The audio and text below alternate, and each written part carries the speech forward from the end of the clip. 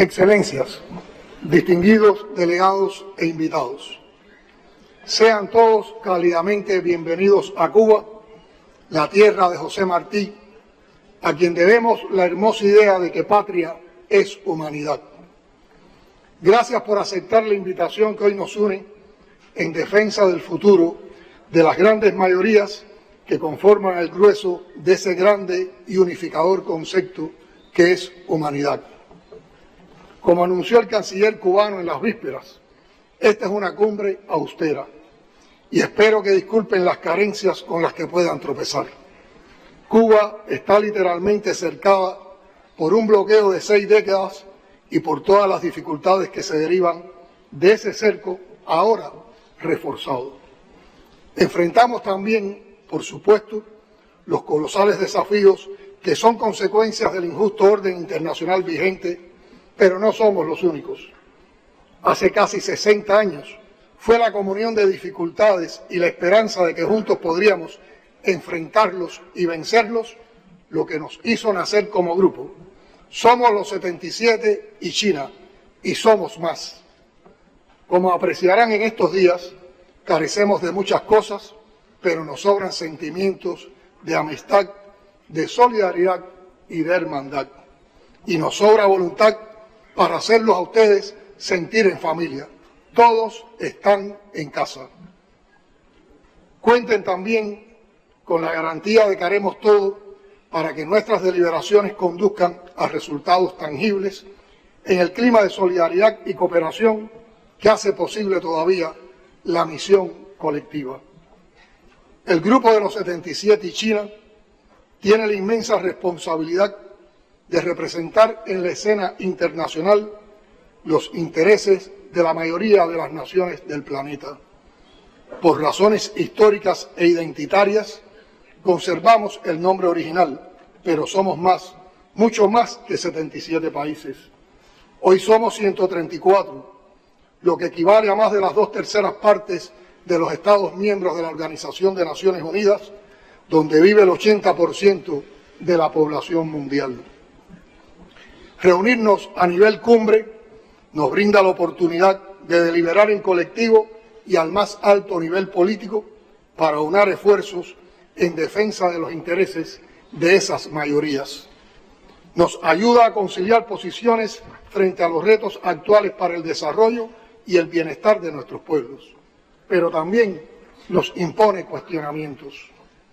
Tras casi 60 años de batallas diplomáticas en el difícil y hasta hoy muy infructuoso intento de transformar las reglas injustas y anacrónicas que rigen las relaciones económicas internacionales, vale recordar los llamados de nuestros líderes históricos a democratizar la Organización de Naciones Unidas, las advertencias de Fidel Castro de que mañana será demasiado tarde y una frase inolvidable del comandante Hugo Chávez cuando dijo que los presidentes andamos de cumbre en cumbre y los pueblos de abismo en abismo. Abogaba el líder bolivariano por reuniones realmente útiles, de las que pudieran emerger beneficios concretos para los pueblos que esperan soluciones al borde del abismo en que nos ha sumido el egoísmo de quienes llevan siglos cortando el pastel y dejándonos las sobras. Esta cumbre ocurre en momentos en que la humanidad ha alcanzado un potencial científico-técnico inimaginable hace un par de décadas, con una capacidad extraordinaria para generar riqueza y bienestar que en condiciones de mayor igualdad, equidad y justicia podría asegurar niveles de vida dignos, confortables y sostenibles para casi todos los pobladores del planeta. Si coloreamos el espacio que ocupan las naciones miembros del grupo en un mapamundi, veremos dos fuerzas que nadie supera. Somos más y somos más diversos. El sur también existe, dicen los versos del poeta uruguayo Mario Benedetti. Por todo el tiempo en que el norte acomodó al mundo a sus intereses para mal del resto, ya toca al sur cambiar las reglas del juego.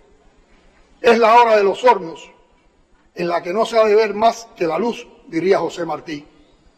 Con el derecho que nos asiste por ser la gran mayoría de los miembros del Grupo de los 77, las víctimas principales de la actual crisis multidimensional que sufre el mundo, de los desajustes cíclicos del comercio y las finanzas internacionales, del abusivo intercambio desigual, de la brecha científica, tecnológica y del conocimiento, de los efectos del cambio climático y del peligro de destrucción progresiva y el agotamiento de los recursos naturales de los que depende la vida del planeta, exigimos ya la democratización pendiente del sistema de relaciones internacionales.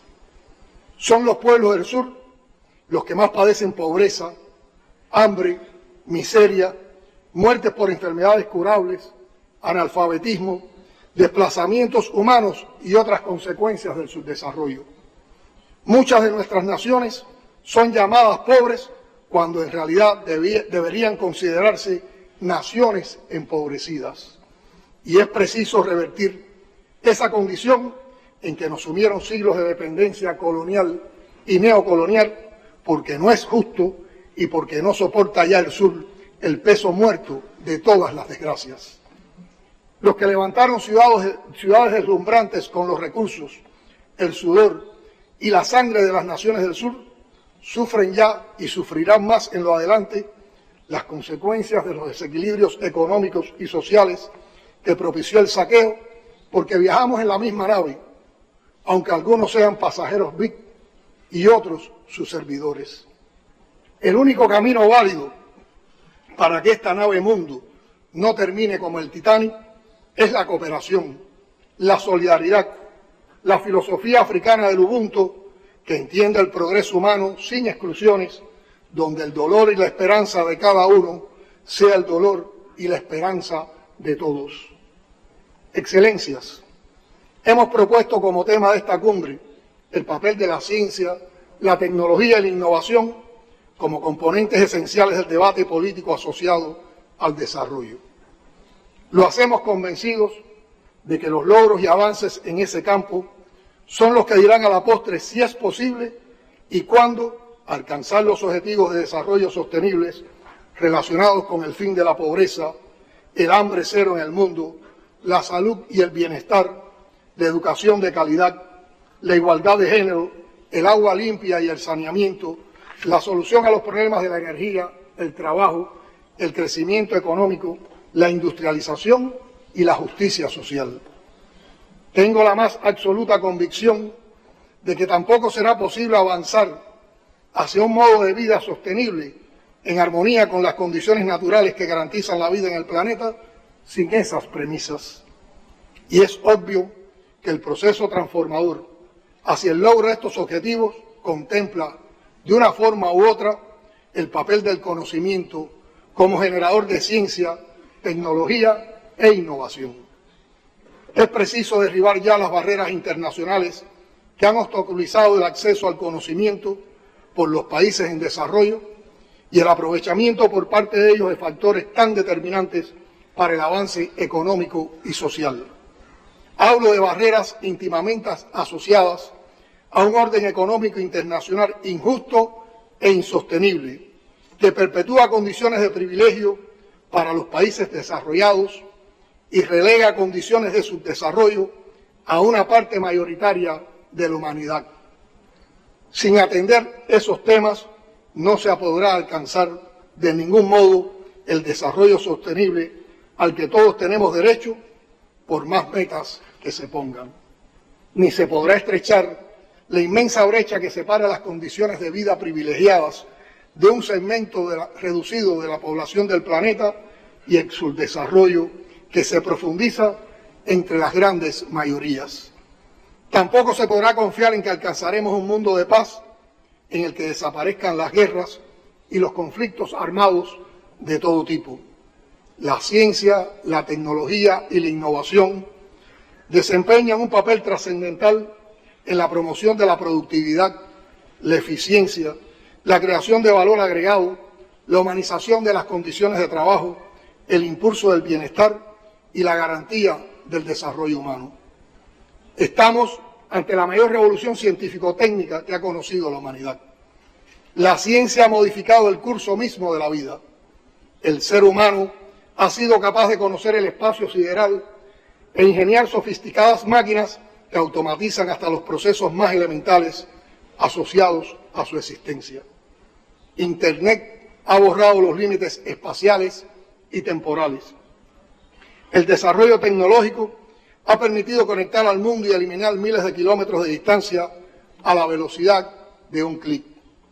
Ha multiplicado las capacidades de enseñanza y aprendizaje, acelerado los procesos investigativos y dotados al género humano de capacidades insospechadas para mejorar sus condiciones de vida. Pero estas posibilidades no están al alcance de todos.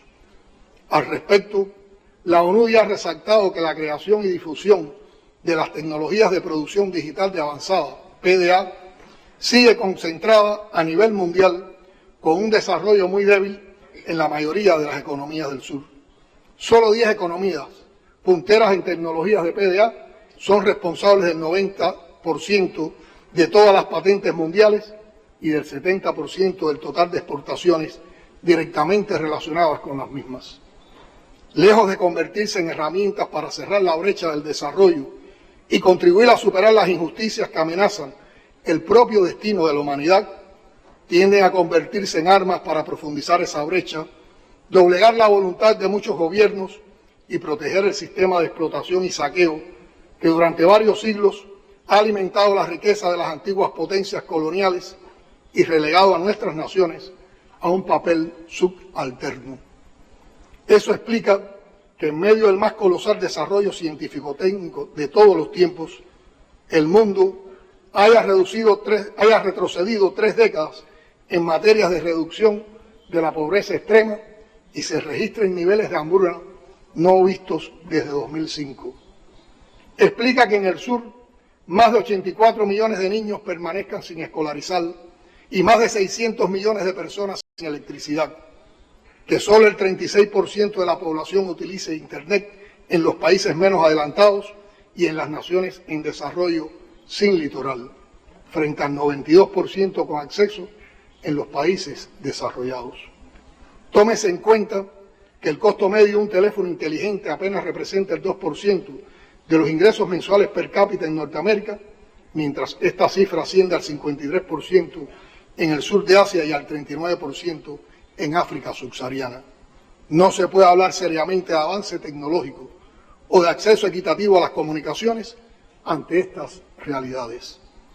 La transición energética transcurre también en condiciones de una profunda desigualdad que tiende a perpetuarse. La desproporción en el consumo energético entre los países desarrollados, 1,67,9 gigajoules por persona al año, y en desarrollo, 56,2 gigajoules por persona al año, es consecuencia de la brecha económica y social existente y también causa de que esta brecha continúe creciendo. El consumo de electricidad per cápita en los países de la OCDE es 2,38 veces mayor que la media mundial y 16 veces mayor que el del África subsahariana. Una parte sustancial de las enfermedades más prevalentes en los países en desarrollo son aquellas que son prevenibles y o tratables. La Organización Mundial de la Salud declaró en su informe de salud mundial que se estima que 8 millones de personas mueren prematuramente a causa de enfermedades y afecciones que pueden curarse cada año. Estas muertes son aproximadamente 1/3 de todas las muertes humanas en el mundo cada año. Tenemos el deber de intentar cambiar las reglas del juego y solo lo lograremos si movilizamos la acción conjunta. Todos o casi todos tratamos de atraer la inversión extranjera directa como componente necesario de nuestro desarrollo y del manejo de nuestras economías.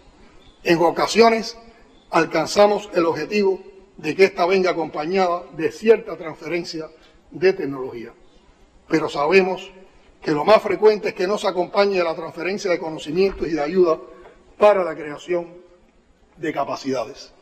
Esa ausencia conduce a que los países en desarrollo se ubiquen en los eslabones más bajos de las cadenas globales de valor y sus investigaciones en salud, alimentos, medio ambiente y otras resulten muy limitadas o padezcan una devaluación sistemática. Este fenómeno ocurre junto al drenaje de talentos o lo que comúnmente se denomina robo de cerebros.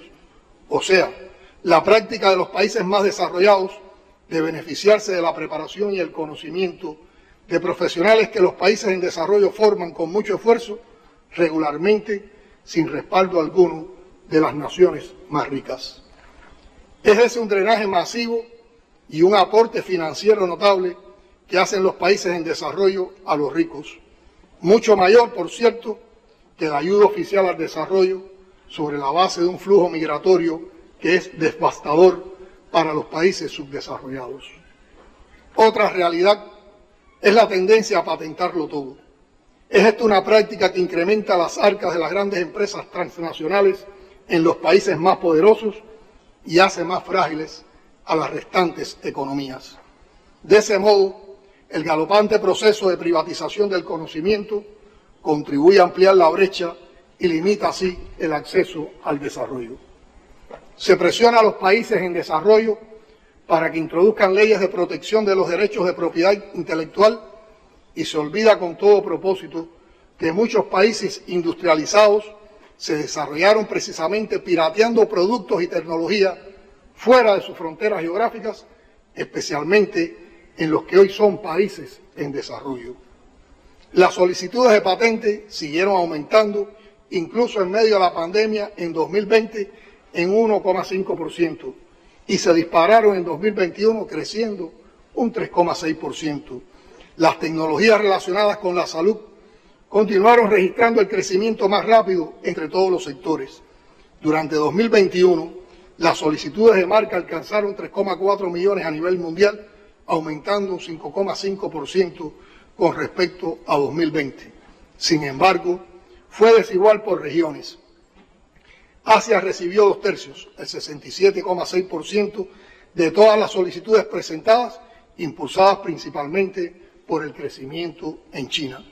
América del Norte, el 18,5%, mientras que Europa, el 10,5%, África, el 0,6%, América Latina y el Caribe, el 1,6%, y Oceanía, el 0,6%, representaron los más bajos porcentajes del total de solicitudes. La brecha de género en la innovación persiste. El personal dedicado a la investigación aumentó a un ritmo 3 veces más rápido, un 13,7%, que el crecimiento de la población mundial, 4,6%, en el periodo 2014-2018. Sin embargo, solo 1/3 de los investigadores son mujeres. Según la Organización Mundial de la Propiedad Intelectual, los hombres siguen representando una gran mayoría de las personas asociadas a las invenciones patentadas en el mundo. Solo el 17% de las personas designadas como inventoras en las solicitudes internacionales de patentes eran mujeres en 2021. La privatización del conocimiento pone límites a la circulación y recombinación del mismo. Plantea limitaciones al progreso y las soluciones científicas de los problemas. Constituye una barrera significativa para el desarrollo y el papel que en él deben desempeñar la ciencia, la tecnología y la innovación. Agrava las condiciones socioeconómicas en los países en desarrollo. Baste señalar que en medio de la mayor pandemia que ha conocido la humanidad, solo 10 fabricantes concentraron el 70% de la producción de vacunas contra la COVID-19. La pandemia evidenció con crudo realismo el costo de la exclusión científica y digital que cobró vidas y amplió las distancias entre el norte y el sur. Como resultado, los países en desarrollo solo llegaron a disponer de 24 dosis de vacuna por cada 100 habitantes, mientras los más ricos disponían de casi 150 dosis por cada 100 personas. Ante el llamado a multiplicar la solidaridad y apartar las desavenencias, el mundo terminó siendo absurdamente más egoísta. La Organización Mundial de la Salud ha formulado el conocido síndrome 90-10, según el cual el 90% de los recursos de la investigación en salud se dedican a las enfermedades que producen el 10% de la mortalidad y la morbilidad, mientras las que generan el 90% de estas solo disponen del 10% de los recursos. Tras la pandemia, nuestros países han debido atravesar por circunstancias sumamente complejas en las que aún pelean duramente para salir a flote. Al acudir a los mercados financieros, las naciones del sur se han enfrentado a tasas de interés hasta 8 veces superiores a las de los países desarrollados. Alrededor de una quinta parte de las economías en desarrollo liquidaron más del 15% de sus reservas internacionales de divisas para amortiguar la presión sobre las monedas nacionales. En 2022, 25 naciones en desarrollo tuvieron que dedicar más de una quinta parte de sus ingresos totales al servicio de la deuda externa pública, lo que equivale a una nueva forma de explotación. El gasto mundial en investigación y desarrollo entre 2014 y 2018 aumentó un 19,2%, superando el ritmo de crecimiento de la economía mundial del 14,6%. Sin embargo, continúa altamente concentrado, pues el 93% lo aportan los integrantes del G20. Los recursos necesarios para la solución de fondos a estos problemas existen. Solo en 2022, el gasto militar mundial alcanzó la cifra récord de 2,24 billones, o sea, millones de dólares. ¿Cuánto pudiera hacerse con esos recursos en beneficio del sur? Lograr la participación universal e inclusive en la economía digital requerirá invertir en nuestros países como mínimo 428 mil millones de dólares para 2030, demanda que puede cubrirse con apenas el 19% del gasto militar global. Sin embargo, el sur pareciera destinado a vivir de las migajas que el actual sistema tiene reservadas para él. El apoyo financiero del Fondo Monetario Internacional a los países menos adelantados y otros de renta baja desde 2020 hasta finales de noviembre de 2022 no sobrepasa el equivalente de lo que ha gastado la empresa Coca-Cola sola en la publicidad de su marca en los últimos 8 años. Mientras tanto, menos del 2% de la ya deficiente ayuda oficial al desarrollo se ha dedicado a capacidades de ciencia, tecnología e innovación. Estimaciones realizadas indican que el 9% del gasto militar mundial podría financiar en 10 años la adaptación al cambio climático y el 7% sería suficiente para cubrir el gasto de vacunación universal contra la pandemia. Una arquitectura financiera internacional que perpetúa semejantes disparidades y obliga al sur a inmovilizar recursos financieros y endeudarse para protegerse de la inestabilidad que el propio sistema genera, que ensancha los bolsillos de los ricos a expensas de las reservas del 80% más pobres, es sin dudas una arquitectura hostil al progreso de nuestras naciones.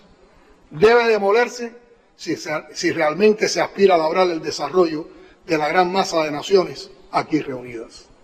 Excelencias, debe ser tarea prioritaria derribar de una vez los paradigmas de investigación que se limitan a los entornos culturales y las perspectivas del norte y que privan a la comunidad científica internacional de un capital intelectual considerable. Esta tendencia plantea una premisa para nuestras naciones: la urgencia de rescatar la confianza en el elemento más dinamizador de nuestras sociedades, el ser humano y su actividad creativa. En este empeño, la creación de capacidad es clave para hacer realidad las promesas que la ciencia, la tecnología y la innovación entrañan para el desarrollo sostenible. Reconocemos en este sentido el mérito de la Iniciativa para el Desarrollo Global impulsada por el presidente de la República Popular China, Xi Jinping. Es una propuesta inclusiva y coherente con la necesidad de un nuevo orden internacional justo y equitativo que coloca el desarrollo basado en el conocimiento donde corresponde, en el centro de las prioridades del sistema internacional. Aún siendo un país en desarrollo y lastrado por grandes dificultades económicas, Cuba cuenta con capacidades científicas que no se deben subestimar y que son parte del legado del líder histórico de la Revolución Cubana, el comandante en jefe Fidel Castro Ruz, quien con visión de adelantado identificó en este campo una fuente potenciadora del desarrollo. Disponemos de un sistema de gestión de gobierno basado en ciencia e innovación que ha devenido una importante fortaleza para la preservación de nuestra soberanía, con su mejor expresión en la creación de vacunas propias cubanas contra la COVID-19. No obstante, para Cuba conectar el conocimiento con la solución de los problemas del desarrollo es una tarea de gigantes, porque esos esfuerzos deben transcurrir en medio de un férreo bloqueo económico, comercial y financiero que resulta en notables limitaciones de recursos. Por solo citar un ejemplo, por decisión política del gobierno de los Estados Unidos, muchos sitios de la red dedicados al conocimiento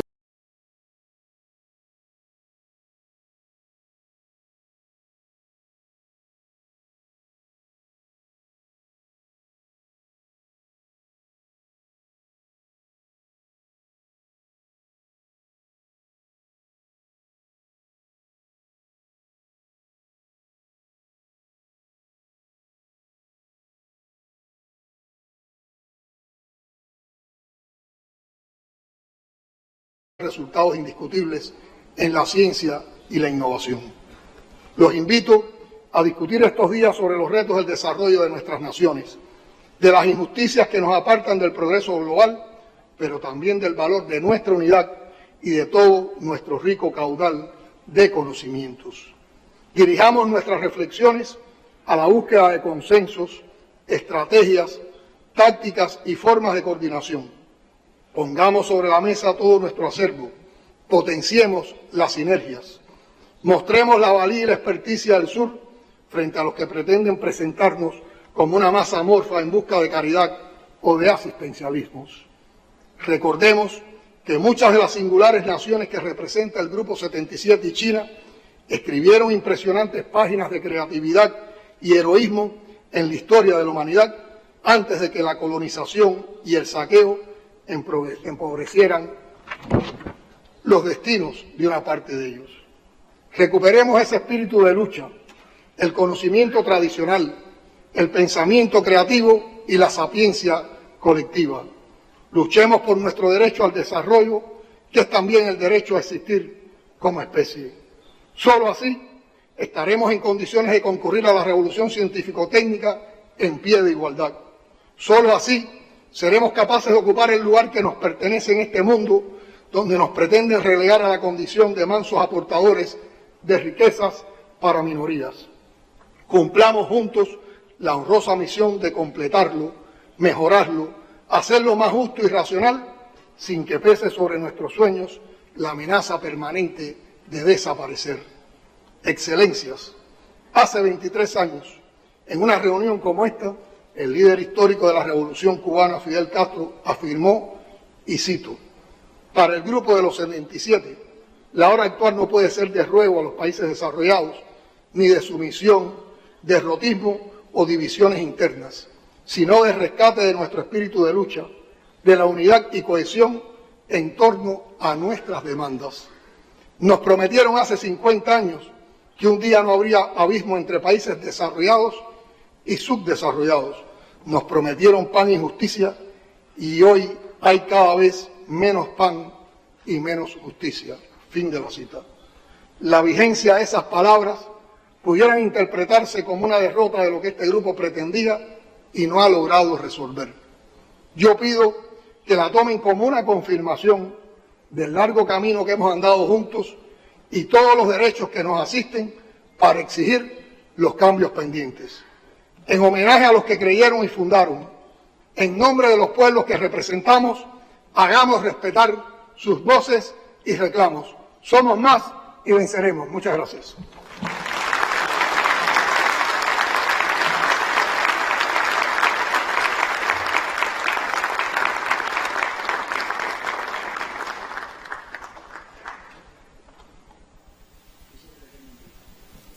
Tengo el honor de conceder la palabra al excelentísimo señor Antonio Guterres, secretario general de la Organización de Naciones Unidas.